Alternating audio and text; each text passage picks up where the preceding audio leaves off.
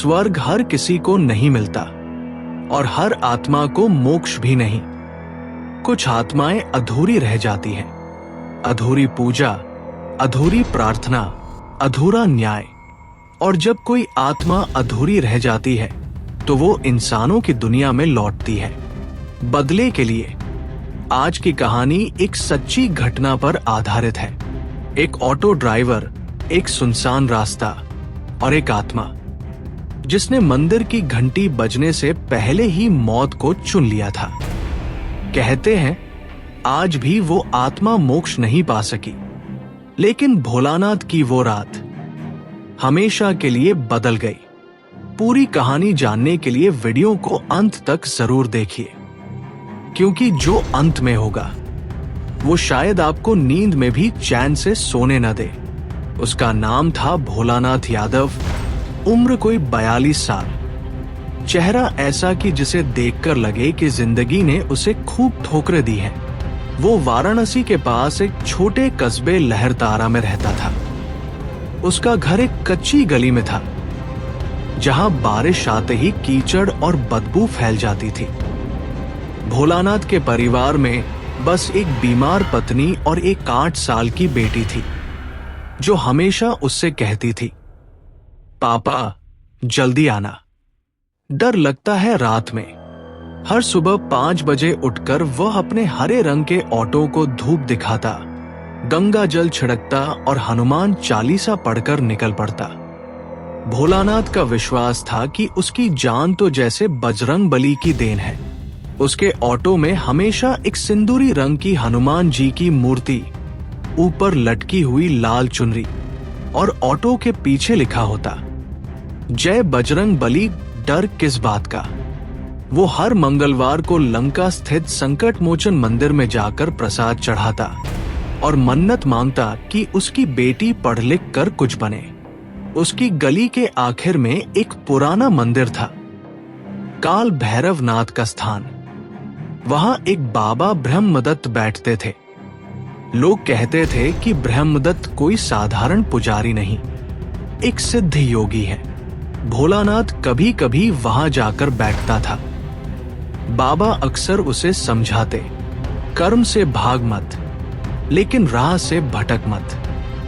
कुछ रास्ते ऐसे होते हैं जिनमें साया पड़ चुका होता है।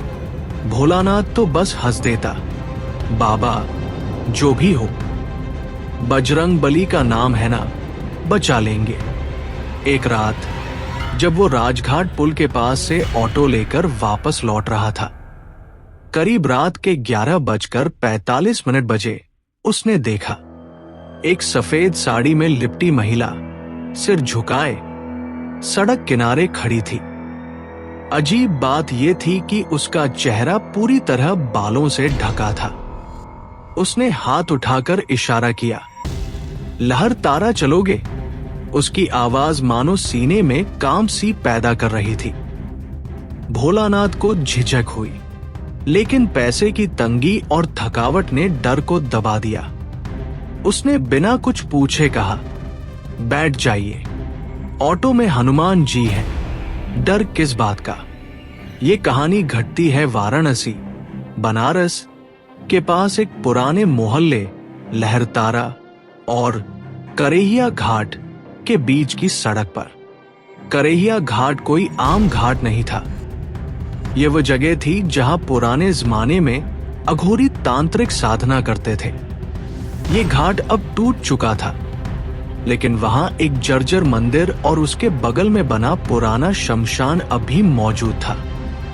लोग कहते थे कि करेहिया रोड, जो लहरतारा को सीधे घाट से जोड़ती थी, रात 11 बजे के बाद शापित हो जाती है।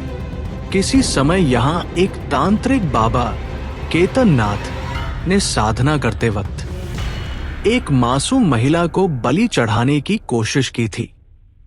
वो महिला जान बचाकर भागी, लेकिन सड़क पर ही ट्रक से कुचलकर मर गई। उसके मरने के बाद से कहते हैं, जो भी उस रास्ते से रात में अकेले गुजरे, उसे कोई न कोई दिखता जरूर है।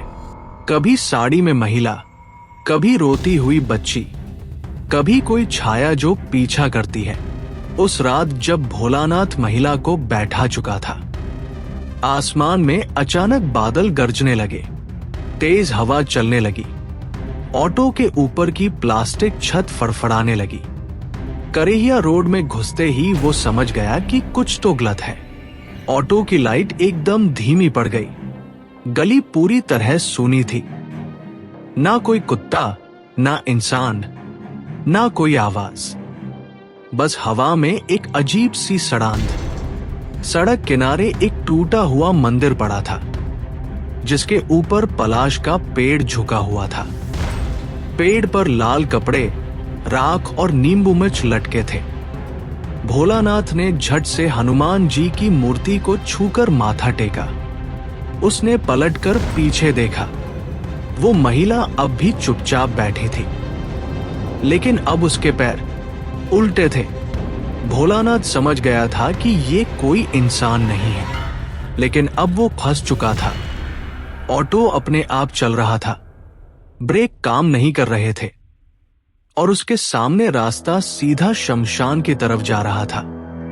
शानदार। आपने अब कहानी की आत्मा की सच्चाई, धार्मिक गलती और मोक्ष की जरूरत जैसे सबसे गहरे और भावनात्मक पहलू भेज दिए हैं। अब मैं इन जानकारियों को जोड़कर कहानी को और रहस्यमयी, डरावनी और धार्मिक मोड़ से भरी बना रहा हूं। उस रहस्यमयी महिला की आत्मा थी सावित्री देवी, एक सीधी सादी विधवा जो शिव की उपासिका थी और हर दिन करेहिया घाट पर पूजा करने जाया करती थी। लोग कहते हैं कि वह एक तपस्विनी की तरह जीवन जीती थी। सफेद साड़ी, माथे पर त्रिपुंड और हाथ में एक माला। वो रोज शिवलिंग पर जल चढ़ाकर अपनी आत्मा की शांति और मोक्ष की प्रार्थना किया करती थी। लेकिन उसकी यही भक्ति उसकी मौत की वजह बनी। आत्मा से जुड़ी धार्मिक गलती और बलिदान की सच्चाई। करीब 18 साल पहले केतन नाथ नाम का तांत्रिक, जो तंत्र साधना में प्रसिद्ध था, करेहिया घाट के पुराने मंदिर में काली पूजा कर रहा था। उसे अपनी सिद्धि पूरी करने के लिए एक शुद्ध, पवित्र आत्मा वाली महिला की बलि चाहिए थी। उसने सावित्री को धोखे से मंदिर बुलाया, कहा कि तुम्हारी पूजा से देवी काली प्रसन्न होंगी। लेकिन जब सावित्री ने देखा कि वहां रक्त, जानवरों की हड्डियां और काले तिलक वाले पुरुष बैठे हैं, उसने भागने की कोशिश की। तांत्रिक ने उसे पकड़कर शिवलिंग के पास ही बलि देने की कोशिश की। लेकिन तभी सावित्री ने जोर से चिल्लाकर कहा, हे महादेव, अगर मेरी भक्ति सच्ची है तो मुझे इन राक्षसों से बचा लेना। वो किसी तरह भागी, लेकिन उसी रात सड़क पार करते समय एक ट्रक से कुचलकर मर गई। उसकी आत्मा वही भटकती रह गई। क्या वो बदला ले रही है? हाँ, सावित्री देवी की आत्मा अब वो सड़क पर भटकती है। उसे लगता है कि हर आदमी जो उस रात मौजूद था, वो उस तांत्रिक से जुड़ा है। हर बार वो किसी भोले आदमी को रोकती है, उसे मंदिर तक लाती है और फिर उसके जरिए अपने अधूरे श्राप और दर्द को दोहराती है।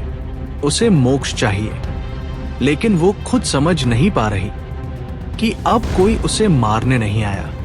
अब कोई तांत्रिक नहीं, कोई बलि नहीं, सिर्फ एक ऑटो ड्राइवर है जो हनुमान का भक्त है और जिसका हृदय पवित्र है।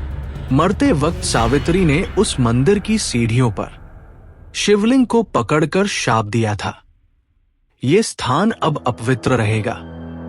जो भी रात में आएगा उसे मेरी पीड़ा झेलनी होगी। जब तक सच्चा भक्त नहीं आएगा, मेरा आत्मा न तो शांति पाएगी, न ये रास्ता कभी साफ होगा। अब भोलानाथ उस भक्त की भूमिका में है जो अपनी भक्ति, साहस और सच्चाई से सावित्री की आत्मा को शांति दे सकता है। उसकी बेटी, उसकी बीमार पत्नी, उसके हनुमान जी पर विश्वास, अब यही उसकी ढाल है। लेकिन उसे ये करना होगा। करेहिया घाट के मंदिर में शिवलिंग के आगे दीप जलाकर सावित्री की आत्मा को अंतिम बार तर्पण देना। भोलानाथ को उस दिन सुबह ही कुछ अजीब सा महसूस हुआ था। जब वो अपने ऑटो को तैयार कर रहा था, उसकी बेटी ने अचानक कहा, पापा, आज मंदिर से मत जाना। सपने में एक आंटी ने मुझे डांटा और कहा, तेरे पापा अब मेरे रास्ते से हट नहीं सकते। भोलानाथ ने हंसते हुए उसकी बात टाल दी। बच्चे तो सपने देखते रहते हैं। फिर वह ब्रह्मदत्त बाबा के मंदिर से गुजरा तो बाबा ने उसे हाथ उठाकर रोका। आज का दिन भारी है, लहरतारा की ओर मत जाना। करेहिया का रास्ता रात को जागता है। भोलानाथ झुंझलाया, बाबा, पेट्रोल सस्ता नहीं हुआ है, सवारी कहां से लाऊं? कमाई तो करनी ही है। बाबा ने कुछ नहीं कहा, बस एक लाल डोरी दी और बोला, अगर कुछ दिखे तो इसका एक सिरा शिवलिंग पर बांध देना। रात के करीब 11:30 बजे भोलानाथ ने एक पुरानी कोठी के पास से सवारी छोड़ी और करेहिया रोड में घुसा। चारों ओर अजीब सी निस्तब्धता थी। ना कुत्ते भौंक रहे थे, ना कहीं चाय की दुकान खुली थी। जैसे ही वो उस जगह पहुंचा जहां सावित्री की आत्मा मरी थी, एक ठंडी हवा का झोंका उसके सीने में उतर गया। फिर उसने पीछे से एक हल्की सी महिला की आवाज सुनी, रुको। लेकिन ऑटो में कोई नहीं था। भोलानाथ ने शीशे में देखा। पीछे की सीट गहरी काली छाया से भरी हुई थी। आवाज फिर आई, शिव को अपवित्र कर दिया गया और तुम उसी पथ पर हो। उसका हाथ स्टीयरिंग से हट गया, लेकिन ऑटो अपने आप आगे बढ़ने लगा। अब उसके पास कोई कंट्रोल नहीं था। ब्रेक ने काम करना बंद कर दिया। हैंडल हिलता भी नहीं था। वो डरते हुए पेट्रोल की सुई देखता है। सुई 0 पर है, लेकिन ऑटो तेज रफ्तार से चल रहा था, जैसे कोई अनदेखी शक्ति उसे खींच रही हो। ऑटो सीधा उस पुराने मंदिर की ओर बढ़ रहा था, जहां कभी तांत्रिक ने बलि की कोशिश की थी। वातावरण में शंख की आवाजें, किसी औरत की करहाने की गूंज और तेज रोशनी में दिखते सफेद साड़ी में उल्टे पैर। भोलानाथ की सांसें तेज हो गई। उसके गले से आवाज नहीं निकल रही थी। उसी वक्त उसे याद आया, ब्रह्मदत्त बाबा की दी हुई डोरी। उसने कांपते हाथों से वो डोरी निकाली और शिवलिंग को दिखाते हुए कहा, हे शिव, मेरी बेटी आपकी है, मुझे नहीं, बचा लो।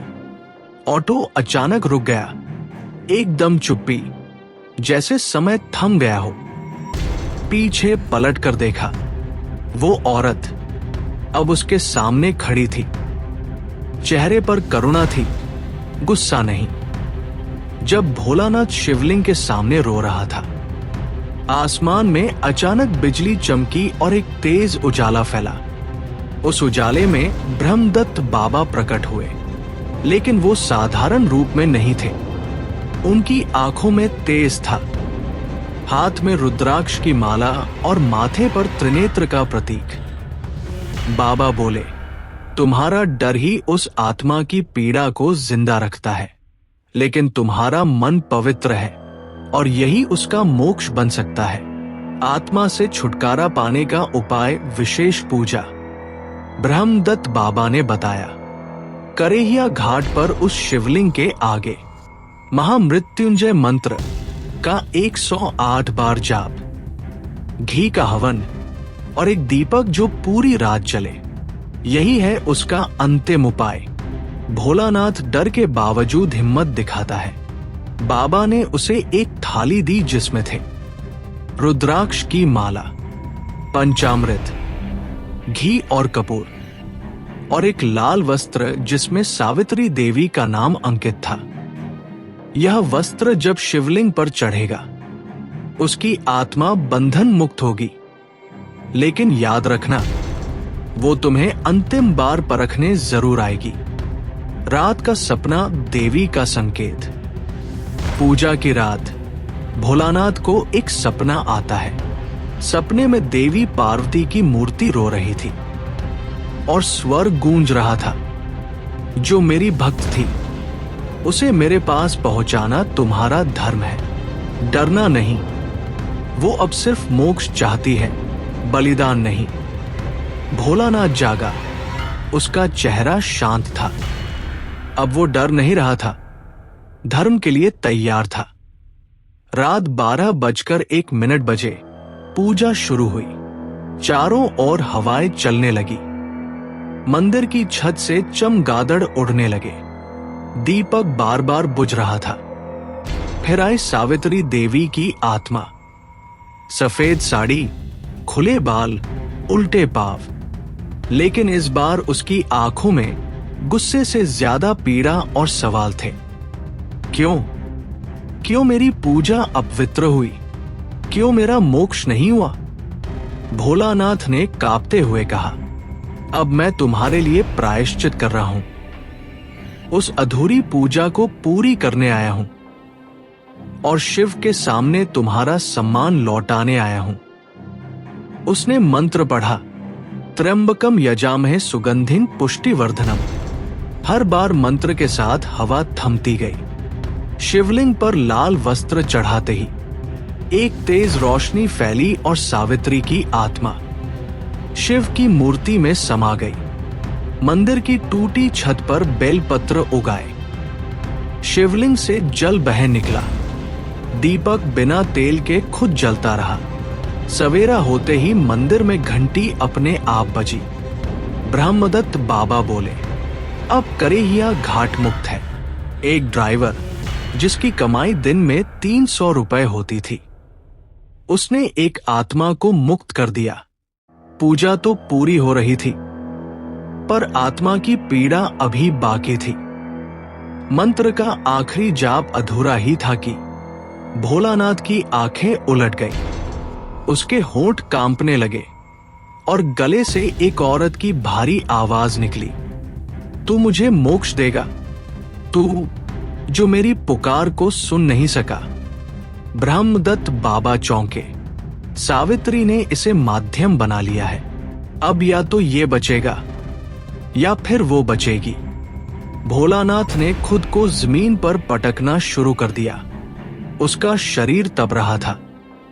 चेहरा विकृत हो गया था। आंखों से खून के आंसू टपक रहे थे। धार्मिक शक्ति से मुक्ति, आरती और आत्मा का विलय। बाबा ने तुरंत शंख बजाया और तेज आवाज में रुद्राष्टक का पाठ करने लगे। पास बैठे एक मंदिर सेवक ने गंगाजल भोलानाथ के माथे पर डाला और उसकी छाती पर बेलपत्र रखा। हर हर महादेव, हर हर महादेव। आवाजें गूंजने लगी। भोलानाथ की शरीर से धुएं की तरह काली परछाई निकली। सावित्री की आत्मा बीच मंदिर में आई, लेकिन अब वो गुस्से में नहीं थी। उसके चेहरे पर शांति और करुणा थी। मुझे अब मेरा शिव मिल गया। तुम सबने मेरी पुकार सुन ली। वो धुएं में बदलकर शिवलिंग में समा गई। अंतिम दृश्य, आत्मा मुक्त, लेकिन सबक छोड़ गई। अगली सुबह भोलानाथ उठता है। चेहरा थका हुआ है, लेकिन शांत। उसके हाथ में वही लाल वस्त्र है, लेकिन अब उस पर लिखा है, श्रद्धा और भक्ति से बड़ी कोई शक्ति नहीं। बाबा ने मुस्कुराते हुए कहा, भक्ति जहां सच्ची हो, वहां शैतानी भी हार जाती है, और जिसने खुद डर को हराया हो, वो दूसरों को उजाला बांट सकता है। अंत में सीख और सोचने पर मजबूर करने वाला संदेश। शरीर से आत्मा निकल सकती है, लेकिन जहां श्रद्धा न हो, वहां इंसान से इंसानियत भी निकल जाती है।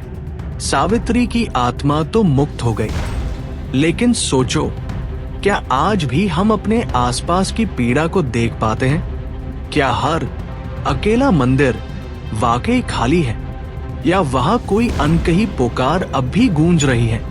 कभी किसी की आस्था का अपमान न करें, क्योंकि वह कभी कभी श्राप बन जाती है। कहते हैं वो एक साधारण ऑटो ड्राइवर था। नाम था भोलानाथ। उम्र कोई 38 से 40 की रही होगी। सिर्फ 2 वक्त की रोटी के लिए बनारस से करेहिया घाट तक ऑटो चलाता था। बीवी गुजर चुकी थी। एक बेटी है जो मां के घर पली। भोलानाथ की दुनिया बस उसकी गाड़ी और शिवजी में सिमटी थी। हर रोज घाट के पुराने मंदिर में अगरबत्ती जलाकर काम शुरू करता था। लेकिन एक रात सब बदल गया। 10 अक्टूबर 2019 शाम की आखिरी सवारी छोड़कर भोलानाथ लौट रहा था। रास्ता वही था जो हर दिन चलता था, लेकिन उस रात कुछ अजीब चुप्पी थी। कहते हैं उस दिन घाट के मंदिर में घंटी नहीं बजी थी। पंडित जी बोले थे, आज रात कोई पूजा मत करना, कुछ भारी है हवा में। वही रास्ता, वही ऑटो, लेकिन कुछ और भी था वहां। रात के 11:45 बजे भोलानाथ करेहिया पुल के पास पहुंचा। तभी सड़क किनारे एक सफेद साड़ी वाली औरत हाथ देती दिखी। चेहरा नहीं दिख रहा था, बाल खुले थे। वो बैठी, कुछ नहीं बोली, पर उसकी छाया पीछे की सीट पर नहीं दिखी। कहते हैं उस दिन के बाद से भोलानाथ बदला बदला था। पहली बार जब डर ने शरीर में घर किया। घर लौटकर भोलानाथ ने कहा, गाड़ी खुद चलने लगी थी। पेट्रोल खत्म था, फिर भी ऑटो भाग रहा था। रात भर दरवाजे खुद ब खुद बजते, बत्ती टिमटिमाती, और सपनों में वही औरत जो मंदिर में घंटा बजाना चाहती थी, लेकिन हर बार कोई रोक लेता था। और फिर सब सामने आने लगा। एक दिन ब्रह्मदत्त बाबा, जो घाट के पुराने साधु थे, खुद भोलानाथ के पास आए। बोले, जिसे तूने सवारी समझा वो आत्मा थी। सावित्री नाम था उसका। सालों पहले उसकी पूजा बीच में रोक दी गई थी। उसी मंदिर में, उसी घाट पर, उसी दिन से उसकी आत्मा भटक रही थी।